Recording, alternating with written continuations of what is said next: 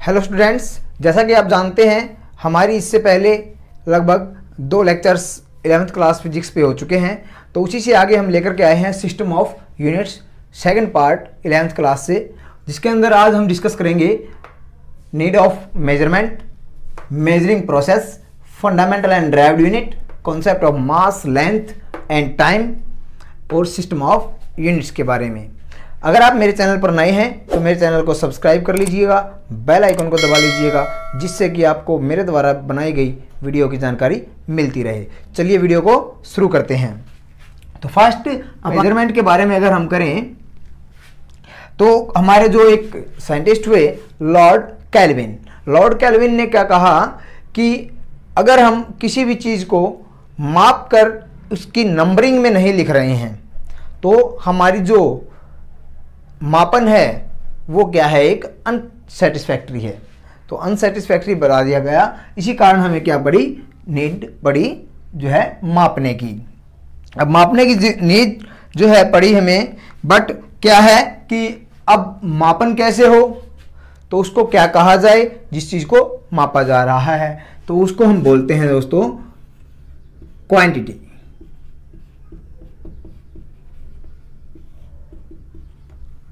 अब क्वांटिटी क्या कहेंगे, इसकी भी डेफिनेशन है विच थिंग्स मेजर डायरेक्टली और इनडायरेक्टली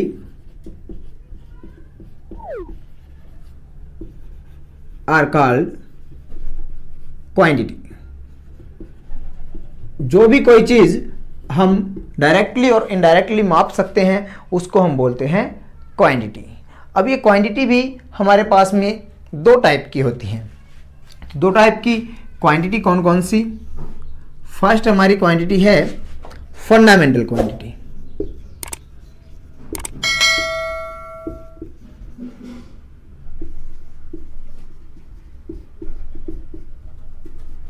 सेकेंड है derived quantity.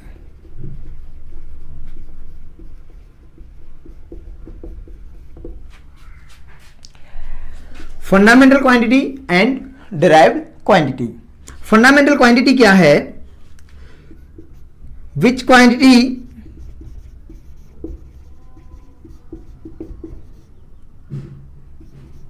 Does not depends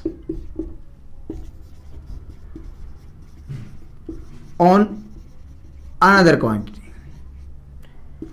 जो क्वांटिटी और किसी क्वांटिटी पे डिपेंड नहीं करती, अपने आप पर ही डिपेंड रहती है, उस क्वांटिटी को हम बोल देते हैं फंडामेंटल क्वांटिटी। और जो क्वांटिटी इसी का अपोजिट बिल्कुल, which quantity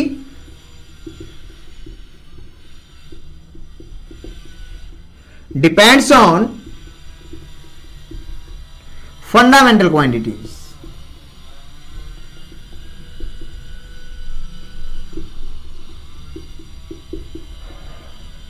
are called derived quantity.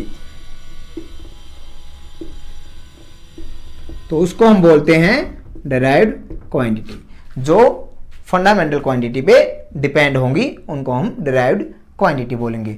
अब फंडामेंटल क्वांटिटी जो किसी पे डिपेंड नहीं करती या किसी से मिलकर के नहीं बनी हुई है उसको हम बोलते हैं fundamental quantity.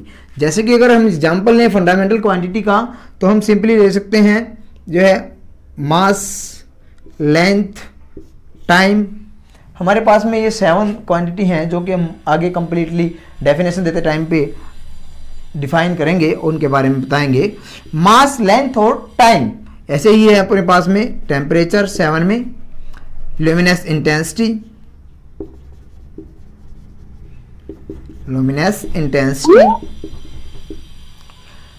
Quantity of matter,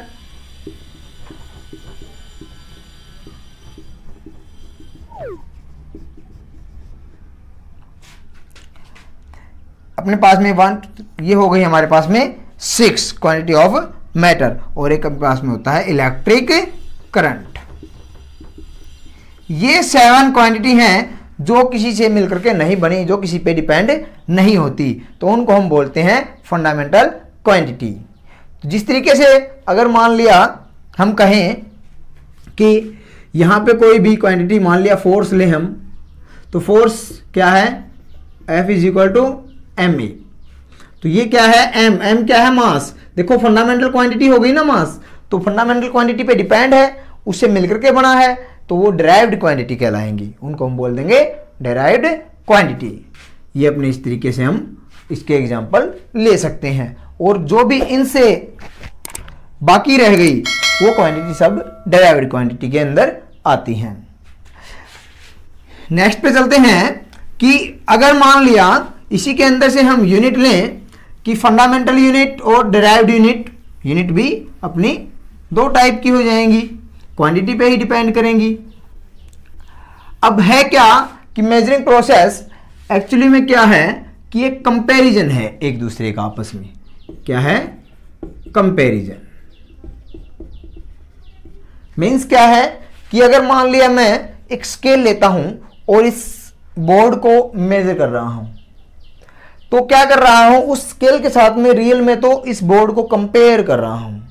तो कंपैरिजन है क्या, मेजरिंग प्रोसेस। तो क्या है, मेजरिंग प्रोसेस एक टाइप में एक कंपैरिजन है, और वो क्वांटिटी है जो वो मापी जाती है। क्वांटिटी कोई भी हो सकती है, वो फंडामेंटल और डिराइव्ड। अब इसके अंदर क्या है कि डिराइव्ड और फंडामेंटल यूनिट के बारे में अगर करें तो क्वांटिटी क्या थी आपके पास में, दोनों ही फंडामेंटल और डिराइव्ड क्वांटिटी थी।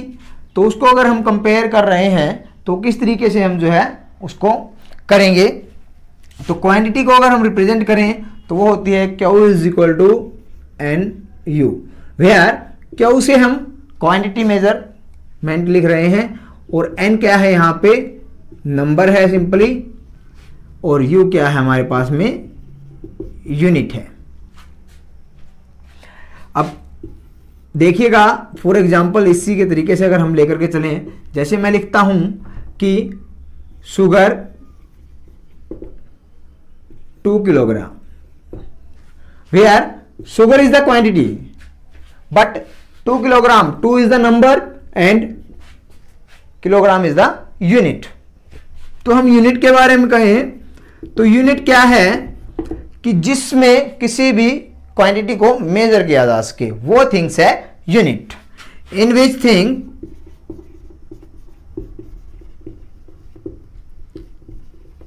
द फिजिकल क्वांटिटी, फिजिकल में सभी आती हैं, आर मेजर्ड, जो कि मेजर की जा सके फिजिकल क्वांटिटी के अंदर, फंडामेंटल और डिराइव्ड दोनों ही। तो उस जिसमें भी मेजर की जाएंगी उसको क्या कहेंगे, यूनिट बोलेंगे हम। अब ये भी दो टाइप की हैं ऐसे ही कि फंडामेंटल और डिराइव्ड। अब फंडामेंटल यूनिट कौन सी, फंडामेंटल क्वांटिटी जिसमें मेजर की जा रही है, फंडामेंटल क्वांटिटी मीन्स कहेंगे कि in which unit fundamental quantities measured are called fundamental unit. Fundamental quantity measure की गई तो फंडामेंटल यूनिट, अगर मान लिया और अदर डिराइव्ड क्वांटिटी मेजर की गई तो डिराइव्ड यूनिट। फॉर एग्जांपल इसके लिए लिखें कि फंडामेंटल क्वांटिटी जैसे हम जो है मास, लेंथ और टाइम को लेकर के चलें, तो फंडामेंटल क्वांटिटी मास को किस में मेजर किया जाता है, किलोग्राम में, लेंथ को किस में किया जाता है, मीटर में, टाइम को किस में किया जाता है, सेकंड में। ऐसे ही आप टेम्परेचर ले सकते हैं, टेम्परेचर को किस में लिया जाता है, केल्विन में। तो इस तरीके से हम जो है ये जो यूनिट होंगी ये कहलाएंगी फंडामेंटल यूनिट, फंडामेंटल यूनिट। ऐसे डिराइव्ड अगर मान लिया फोर्स को कहें तो फोर्स हमने लिया था तो क्या हो गया, न्यूटन। ठीक है, तो इस तरीके से हम बोल सकते हैं। क्या फिर जो है आप लें वेलोसिटी लें कि क्या हो जाएगी, displacement upon time, time where is the fundamental quantity. So इससे मिलकर के बनी तो क्या बन गई, वेलोसिटी मीटर पर सेकेंड। ठीक है, तो ये आपके पास में जो है ये सब डिराइव्ड यूनिट कहलाएंगी। तो ये है हमारे पास में डिराइव्ड यूनिट। अब देखिएगा concept of mass, length and time. अब लेंथ, मास और टाइम है क्या? रियल में मास क्या है? क्वांटिटी ऑफ मैटर है किसी भी सब्सटेंस के अंदर। मास क्या है? इसको लेते हैं मास को, ये क्या है? क्वांटिटी ऑफ मैटर, जो कि आपको बता ही दिया है कि किलोग्राम के अंदर मेजर होती है, और कहीं भी अर्थ पे कहीं पे भी जाएं वहां पे चेंज नहीं होती है, ठीक है, एक जैसा ही रहता है मास। लेंथ क्या है? रियल में क्या है? Separation between 2 point.